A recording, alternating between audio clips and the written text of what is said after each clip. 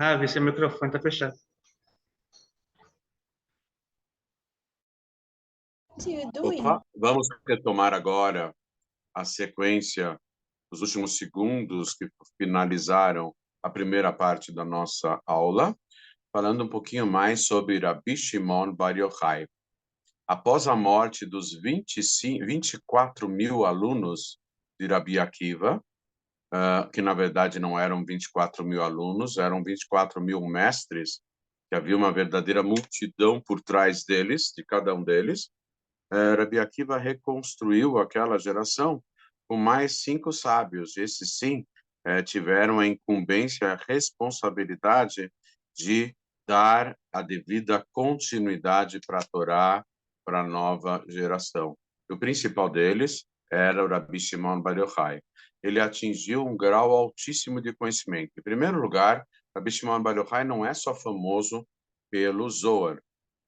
Dizem os sábios que quando aparece na Gemara, na Mishnah, que é base da Gemara do Talmud, quando aparece na Mishnah Rabi Shimon, sem falar mais algum predicado, havia outros Rabi Shimon ben Menassia, ou Reish Lakish, que era Rabi Shimon ben Lakish, etc.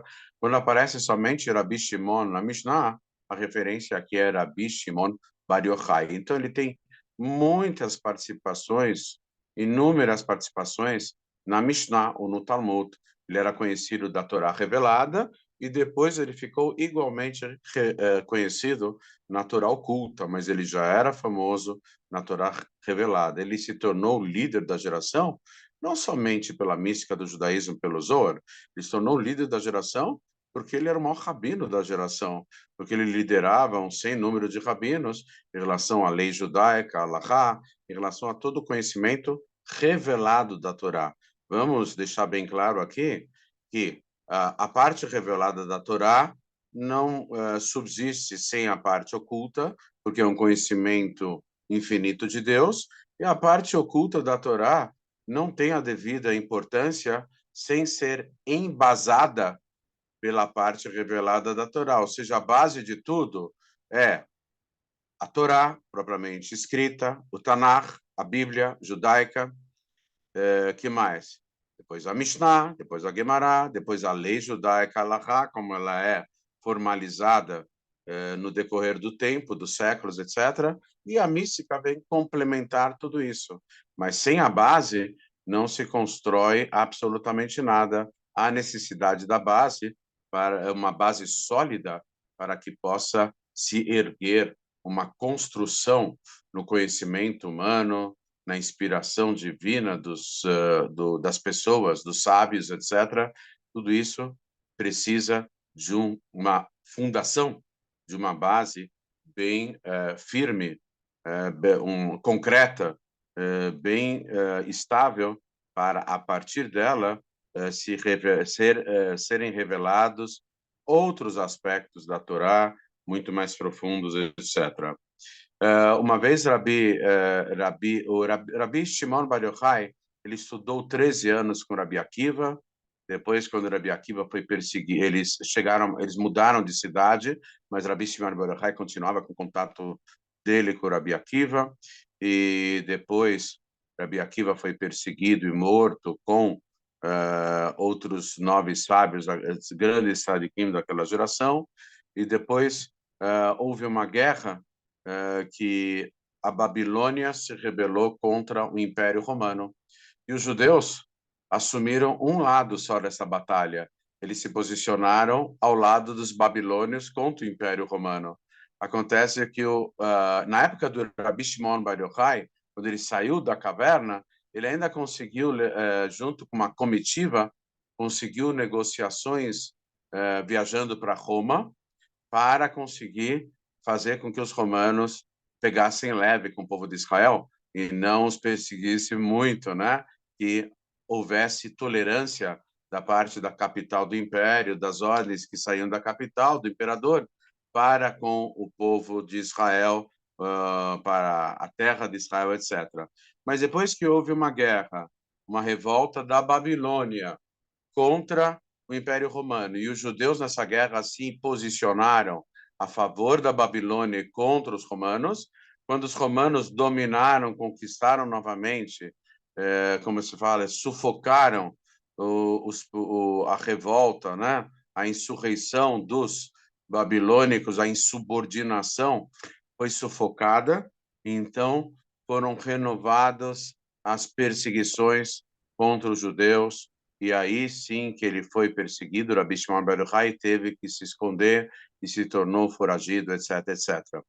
Em relação ao conhecimento, Rabi Shimon bar Yochai era tão profundo, ele tinha uma alma tão elevada, que uma vez nenhum sábio conseguia chegar ao final do pensamento do Rabi Shimon bar Yochai, tão elevado que ele era. Então, Rabi Akiva diz o seguinte: é o suficiente que somente Deus e eu saibamos quem realmente é Rabi Shimon bar Yochai. Ninguém mais precisa saber quem ele realmente é, que é o suficiente que o Criador e eu saibamos quem é de verdade Rabi Shimon bar Yochai. Lembremos-nos que o segundo aluno mais próximo do Rabi Akiva, e que também era um super tzadik, era o Rabi Meir Balanés, um super tzadik, né? Que em ordem de grandeza vem logo a seguir de Rabi Shimon bar Yochai. Rabi Shimon bar Yochai, quando ele estava com seu filho Elazar na caverna, ele queria, apesar de que ele poderia fazer milagres lá dentro da caverna, em geral, há muitos, para um tzadik fazer um milagre não é um mérito, muito pelo contrário. Para um tzadik fazer um milagre é porque as circunstâncias o pressionaram tanto a ponto dele se ver obrigado a fazer um milagre para harmonizar a situação. Mas o que é meritório para um tzadik é tentar solucionar os problemas de uma forma natural, pela ordem das coisas. Vamos dar como exemplo o próprio Rebbe, o líder da nossa geração, candidato a se revelar como o Mashiach, né? Candidato chapa única. O Rebbe, ele dava orientações para que as pessoas pudessem resolver os seus problemas, os Hassidim, os seus seguidores, todo o povo de Israel, os Bnei Noach e muitas pessoas de todos os países, independentemente da língua, nacionalidade, da religião, etc. O Rebbe dá uma série de orientações para que as pessoas pudessem resolver seus problemas de uma forma lógica, natural, segundo essas orientações. Mas quando a situação era muito delicada, uma doença grave, né? Alguma coisa, um problema gravíssimo, então o Rebbe tinha que recorrer realmente, por meio das bênçãos dele, a milagres que ocorriam por ocasião das bênçãos do Rebbe. Mas o milagre ele é visto somente como o último recurso para harmonizar uma situação que o Sadik tem. Então, Rabi Shimon bar Yochai, com seu filho Elazar, eles queriam se comportar não fazendo milagres dentro da caverna, mas de uma forma natural. O que eles faziam? Para poupar as roupas deles, eles queriam guardar as suas vestes somente para o Shabat, porque eles não tinham como trocar de roupa lá na caverna. Então, o que eles faziam? Eles tiravam as vestes e eles mergulhavam em poços de areia. Eles ficavam com areia cobrindo o corpo até o pescoço e até os punhos das mãos, que ficavam para fora. Eles estudavam o dia inteiro os segredos ocultos da Kabbalah durante esses 13 anos, é claro, com a presença de Eliyahu Hanavi, o profeta Elias, o anjo Eliyahu Hanavi, se repassava todo esse conhecimento para eles, mas e véspera do Shabat eles colocavam suas vestes para receber o Shabat honrosamente vestidos. Só que eles ficaram com os corpos quase que em carne viva, bem machucados por conta dessa areia que cobria, ficaram totalmente ressecados, etc.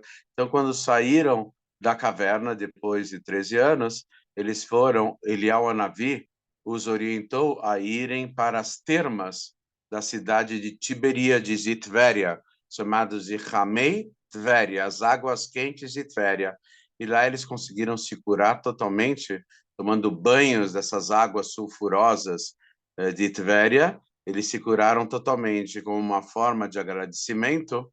O que ocorria até então, a cidade de Tvéria estava totalmente proscrita, estava proibida de ser acessada, porque eles sabiam que a cidade foi construída de uma forma irresponsável no passado, em cima de cemitérios judaicos.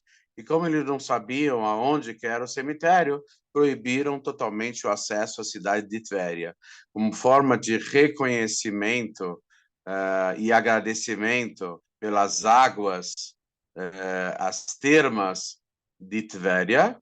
Então, Rabi Shimon Bar Yochai, seu filho Elazar, por inspiração divina, disseram exatamente onde poderiam andar os Kohanim, porque os Kohanim, os sacerdotes, não podem pisar em cima de cemitérios, onde era proibido e onde era permitido. E descobriram que a maior parte da cidade de Tvéria era de livre acesso aos Kohanim, e por conta disso, a maior parte do povo de Israel poderia transitar livremente na cidade de Tvéria. Esse é um dos conceitos de que Rabi Shimon Bar Yochai, ele saiu da caverna para aprimorar a sua geração e dar continuidade ao conhecimento da Torá, o legado milenar que vem desde Moshe Rabbeinu, passando pelos sábios de cada geração, até chegar à geração dele. Então, lembrando mais uma vez, a contribuição de Rabi Shimon Bar Yochai não é somente na mística. Ele ficou famoso pela compilação do Zohar, mas ele tem uma contribuição muito grande no Talmud, na discussão da lei judaica, etc, etc. Existe uma curiosidade de Rabi Shimon Bar Yochai no próprio Talmud. Interessantíssimo. Rabi Shimon Bar Yochai é o autor de duas opiniões em relação ao mesmo assunto. Em um canto do Talmud, da Mishnah, o Rabi Shimon Bar Yochai fala o seguinte: a pessoa tem que estudar a Torá o tempo todo. Ele próprio, Rabi Shimon Bar Yochai, ele era a personificação da Torá. Ele era isento de cumprir outras mitzvot. Ele cumpria, mas ele tinha uma certa isenção. Por quê? Porque a Torá o ocupava o tempo todo. Então, não mitzvot da Torá, que ele era isento, mas mitzvot dos sábios. Por exemplo, a oração, que foi formulada, as preces, que foram formuladas pelos sábios. Então, fora as mitzvot da Torá, ele era isento, porque ele estudava o tempo todo a Torá, de forma a Torá ser uma expressão dos sábios, Torató umanutó, que a Torá era a profissão, o dia a dia, o viver de cada dia, a rotina, era tudo para Rabi Shimon Bar Yochai. Interessante que, por um lado, no Talmud, ele diz o seguinte, que a pessoa tem que estudar a Torá o tempo todo, incessantemente, e num outro trecho da Mishnah, em outro volume, outro Masechet, em outro tratado da Mishnah, bem distante, Rabi Shimon Bar Yochai fala que é o suficiente a pessoa estudar um pouquinho de dia e um pouquinho de noite a Torá, como está escrito, Ve Hagita Bo Yomam Valaila, acho que é, se não me engano, um verso dos Salmos, e você vai se empenhar no estudo da Torá, tanto de dia como de noite. Então, num lugar, Rabi Shimon Bar Yochai, ele explica na Mishnah que a pessoa tem que estudar incessantemente o tempo todo, mas no outro lugar ele diz, olha, é o suficiente estudar um pouquinho de dia e um pouquinho de noite. As pessoas, os sábios, ficam perplexos. Como que Rabi Shimon Bar Yochai pode contradizer a si mesmo? Ele está sendo contraditório com duas opiniões bem diferentes. Então, a explicação é o seguinte, Rabi Shimon Bar Yochai fala que a pessoa tem que estudar incessantemente, não preenchendo o tempo todo do seu dia, mas estudar incessantemente significa qualidade do estudo. Na verdade, para aquela pessoa que tem o seu trabalho assalariado, trabalha em várias coisas diferentes, tem a sua profissão e não tem o tempo disponível o tempo todo para estudar a Torá, é o suficiente somente estudar de dia e de noite, mas que essa meia hora, que essa uma hora, que esses 15 minutos, que esses 5 minutos de estudo da Torá de dia e de noite sejam totalmente voltados para a análise, o estudo, a concentração, a meditação. E a qualidade do estudo desses 5 minutos tem que ser igual à qualidade do estudo de uma pessoa que estuda a Torá incessantemente, o tempo todo, tanto de dia como de noite. Ou seja, aqui o aspecto da opinião do Rabi Shimon Bar Yochai não é em relação ao volume do estudo, mas sim em relação à qualidade do estudo. Estude um pouquinho, de dia e de noite, mas nessa hora, desligue o celular, desligue a televisão, desligue o computador, se isole num quarto, feche a porta para não ouvir o barulho da rua, etc. Tente, nesses 5, 10, 15 minutos de dia e de noite, se concentrar ao máximo, como se você estivesse estudando a Sagrada Torá de forma incessante. Dessa forma, nós vamos estar investindo na qualidade do estudo, independentemente da quantidade de horas, minutos e segundos, etc. Então, que realmente, em mérito do estudo do Zohar, o Zohar abriu o caminho para a difusão da mística do judaísmo, da Kabbalah, e posteriormente veio a revelação da Hassidut, essa sim ligada ao estudo místico e ao mesmo tempo ligado com cada um de nós. Cada um de nós pode e deve estudar a Hassidut como forma de compreensão melhor e maior do Criador do mundo, da alma humana, do mundo que nos envolve a nosso redor e o propósito maior da existência e da realidade maior da alma, do indivíduo, do mundo, toda a existência com um propósito maior. Isso é explicado em mínimos detalhes e de uma forma bem acessível na filosofia racídica, que é um desdobramento e uma sequência muito mais íntima, muito mais abrangente da própria Kabbalah e da Torá como um todo.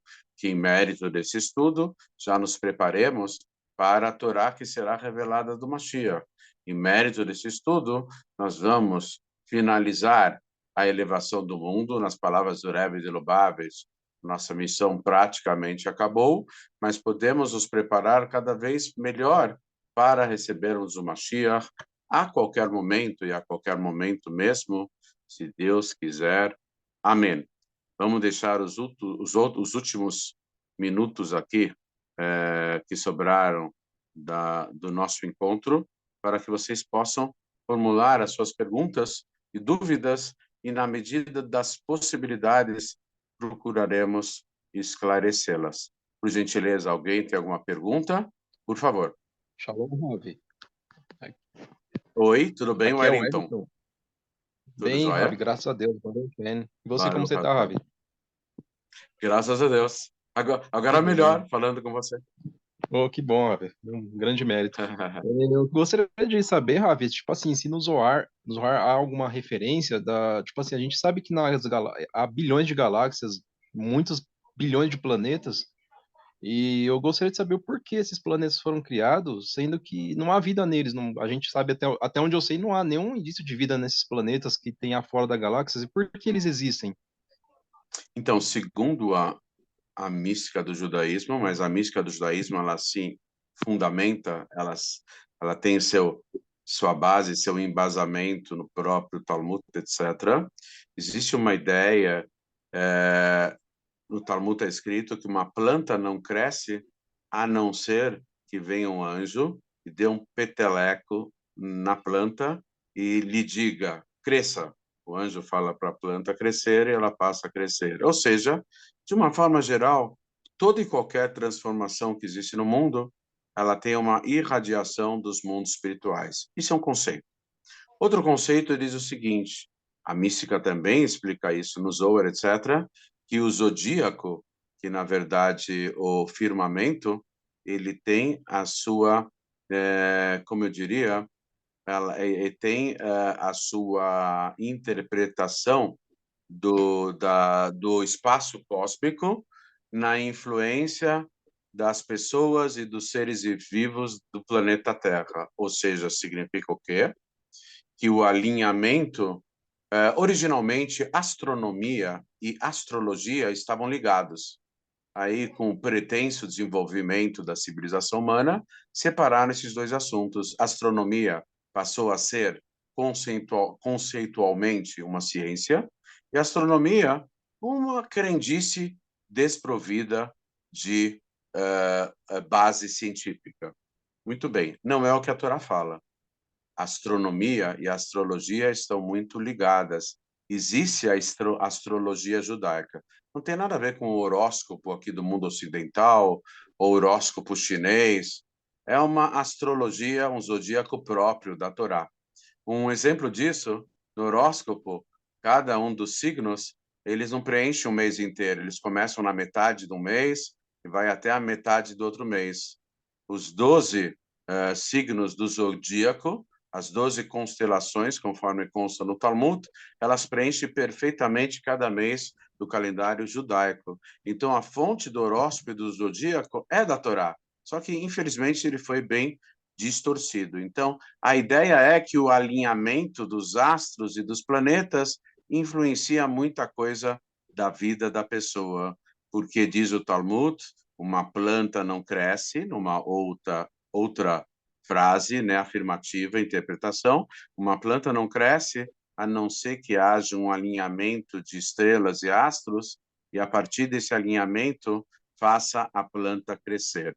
Isso significa que não é o alinhamento que produz isso, é que o universo inteiro é uma vitrine daquilo que ocorre nos mundos espirituais. Lembrando que os 2 trilhões, as 2 trilhões de galáxias e os 3 quatrilhões de estrelas e planetas multiplicado por 5 a 10, essa imensidão toda e a massa escura por trás de todas as galáxias, que é incomparavelmente superior, todo esse espaço é menos que um grão de areia perante os mundos espirituais, que não ocupam lugar nem no tempo e nem no espaço. Ou seja, parâmetros como tempo e espaço, por maiores que sejam e mais assombrosos, espetaculares que sejam, eles não são nada diante da espiritualidade que transcende totalmente o tempo e o espaço. O universo inteiro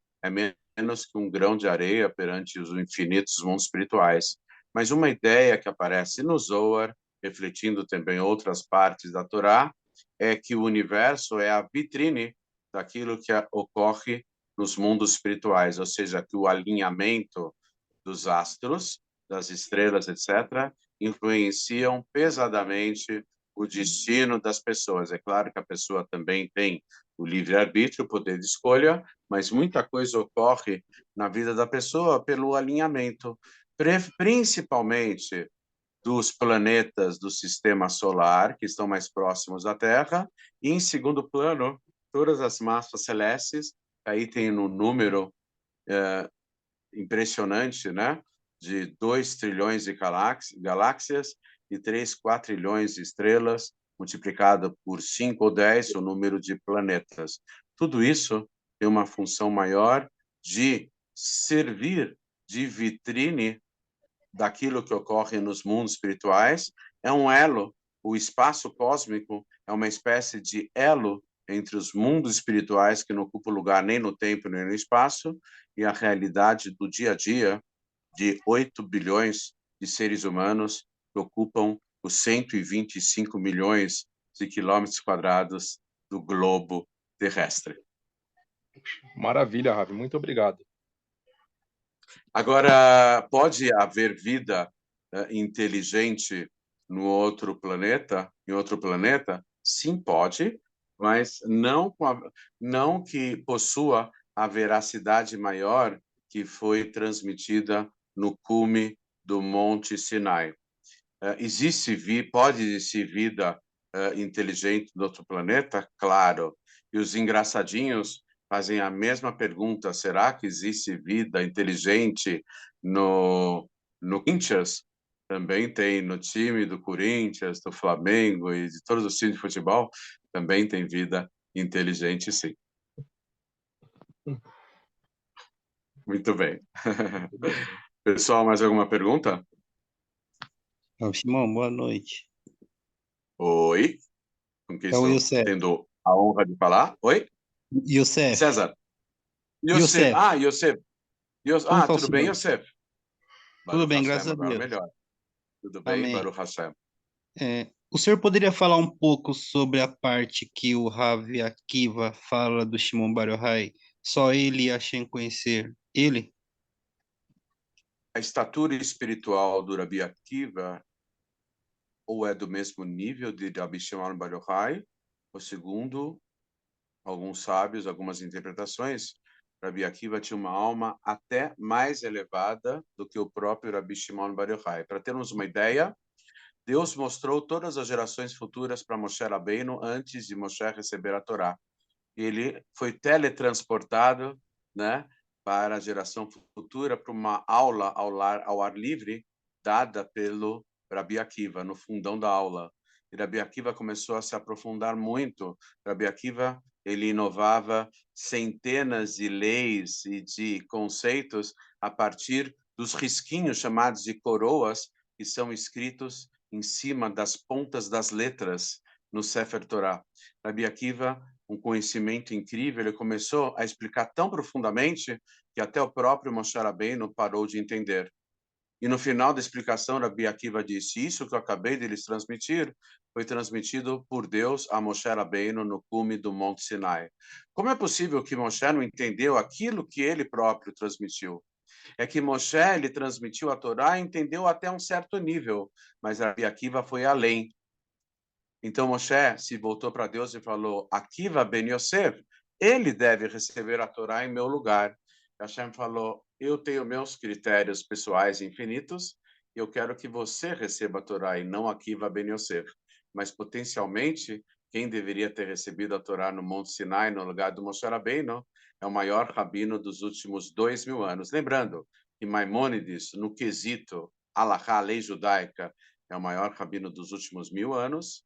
Rabi Akiva é o maior rabino dos últimos 2000 anos, e Moshe Rabbeinu é o maior rabino, o primeiro rabino, o maior mestre dos últimos 3000 anos. Então, Rabi Akiva, ele conhecia bem a alma, a raiz da alma de Rabi Shimon Bar Yochai. Os Sadikim, eles têm a capacidade de visualizar, vislumbrar cada indivíduo até a raiz da sua própria alma. Então, ele conseguia vislumbrar e ver qual é a verdadeira raiz da alma de Rabi Shimon Bar Yochai. Ele dizia o seguinte: apesar de uma grande frustração dos sábios daquela geração de não chegarem nem aos pés de Rabi Shimon Bar Yochai, e olha que tinha gente grande lá. Eu citei, por exemplo, Rabi Meir Balanés. Ele era um gigante do judaísmo, também um dos maiores rabinos dos últimos 2000 anos. Rabi Meir Balanés não chegava aos pés de Rabi Shimon Bar Yochai. Então as pessoas estavam frustradas. Então, para apaziguar aquela geração, Rabi Akiva falou: olha, já é o suficiente que o Criador e eu saibamos quem realmente é Rabi Shimon Bar Yochai. Ninguém mais precisa saber. Já é o suficiente que o Todo-Poderoso e eu saibamos quem é Rabi Shimon Bar Yochai. Posso fazer uma pergunta? Por favor, Gislene, boa noite, tudo jóia? Boa noite, Obrigado, Rafa. Rav. Obrigado, Yosef. Eu queria Por favor. perguntar em que momento que os maçons eles passaram a usar o livro de Zohar, né? Porque eu tenho um primo que ele me deu um livro deles e ele é maçom, então eu fiquei pensando em que momento que eles começaram a usar esse livro e se eles usam da forma correta. Então, com todo respeito e consideração aos maçons, a maçonaria não tem problema algum de idolatria, uma entidade secreta, coisa e tal, neutra, mas eu não entendo muito de maçonaria, tá?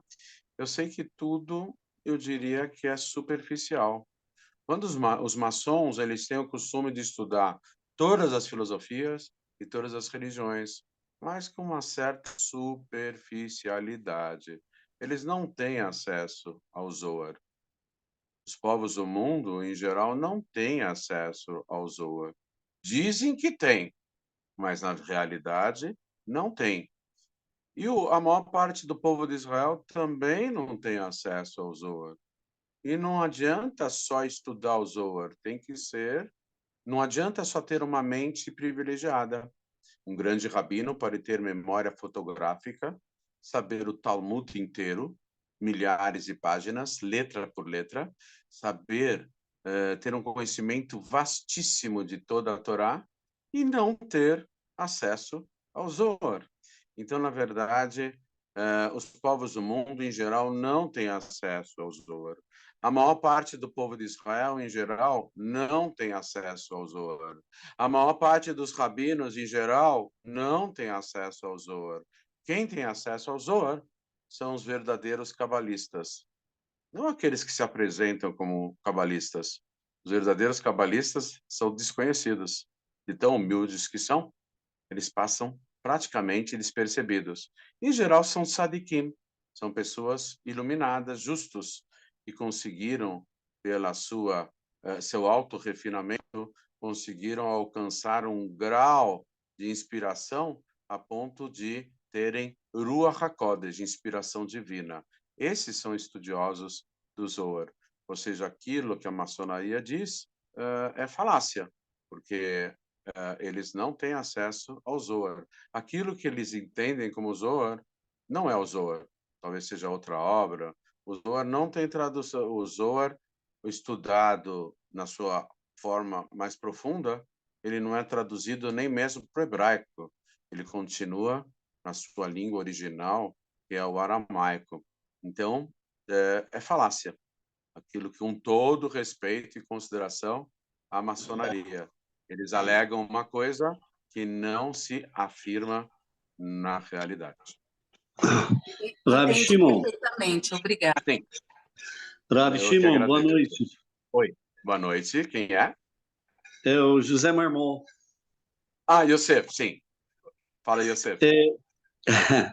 O senhor, tudo bem? Graças a Deus, Baruch Hashem.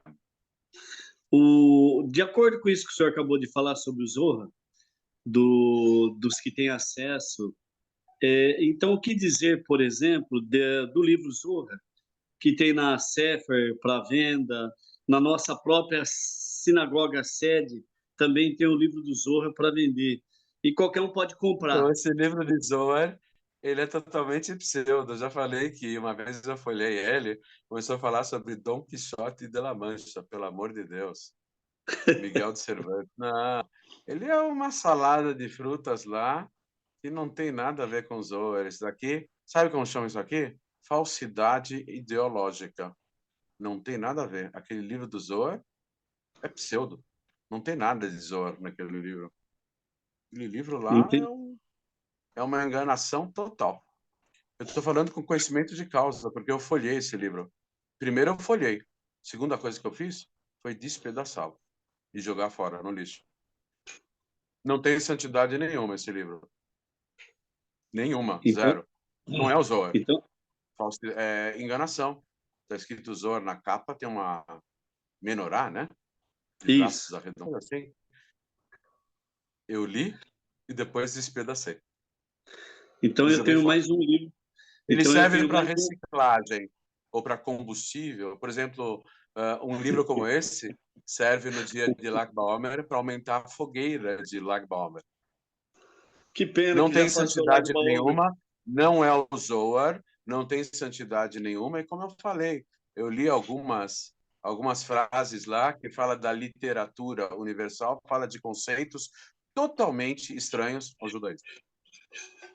Que pena que passou Lag BaOmer, senão eu já teria um ingrediente a mais para tacar fogo. Não, daqui a pouco vão estar falando, olha, o Rabino Shimon é um fanático, ele manda queimar livros. Deus os livre, pessoal. Eu só quis dizer que esse livro não é o Zohar, não é o Zohar. Não tem santidade nenhuma, é enganação, ele é pseudo. Correto. Grato pela resposta. Imagine. Desculpe aí, o Rabino Shimon é meio radical, cuidado com ele. Um abraço. Um abraço. Mais alguma pergunta, pessoal? Shalom, shalom. Oi, tudo bem, Daniel? Tudo bem, o senhor? Tudo bem? Shalom. Baruch Hashem, tudo tranquilo. Deixa eu perguntar para você. é mesmo Sim, que esse nível que Baal Shem Tov alcançou, ele podia até ver a alma, os pensamentos das pessoas? sim. Algum sábio já chegou a esse nível além dele? Então, todos os sadiquim, eles conseguem ver a pessoa. Todos os sadiquim, olhando para o rosto da pessoa, eles conseguem ver quem ela foi em todas as reencarnações anteriores, todos os méritos e deméritos. Os sadiquim conseguem ver absolutamente tudo sobre a pessoa simplesmente olhando para o rosto dela. Mas o Moshe Rabbeinu, que foi o primeiro e o maior de todos até agora, Moshe Rabbeinu, ele foi chamado de pastor fiel. Em hebraico, fiel não significa somente fidelidade como um conceito geral, mas é guardador de segredos. A maioria dos sadiquim, eles veem tudo, mas não falam nada daquilo que eles veem. Eles veem tudo, mas não falam nada. Porque o mundo e a natureza têm que existir conforme as suas próprias regras. De vez em quando, os sadiquim revelam coisas, mas em caráter excepcional. Houve um sadik que ele teve a missão de revelar muito desses conceitos. Ele tornou público uh, esses conceitos. Quem foi ele? Rabi Yitzhak Luria, o famoso Arizal. Aquilo que os sadiquim em geral veem e não falam, ele passou a falar. E a partir dos depoimentos de Rabi Yitzhak Luria, o Arizal, passamos a saber tudo o que ocorre na inspiração divina em relação a informações de como os sadiquim sabem absolutamente tudo em relação às pessoas. Essa luz especial se encontra na Torá, eles alcançam essa luz especial por meio do auto-refinamento até chegarem a ter Ruach HaKodesh, que significa inspiração divina. A maioria fala, mas não, desculpa, a maioria vê, percebe, mas não fala. Falta 1 minuto para terminarmos a nossa aula. Agradeço a participação de todos, e todos nós possamos ser recipientes, veículos para a luz infinita de Deus, cada qual dentro das suas possibilidades. Deus não quer que nós ultrapassemos totalmente a nossa capacidade. Deus quer que nós exerçamos a nossa capacidade. Mas sabe qual é a premissa maior? Que sempre poderemos mais do que possamos imaginar. A nossa capacidade é sempre maior do que nós achamos. Essa é a verdade. Muito obrigado. Muito Uma boa obrigado, noite Ravi. a todos. Até mais, pessoal. Tchau, tchau. Tchau, tchau. Boa noite. Boa noite. Boa noite. Shalom a todos. Shalom a todos. Laila Tov. Laila Tov. Boa noite a todos. Boa noite, Shalom. Shalom, shalom. Shalom. Obrigado. Shalom a todos.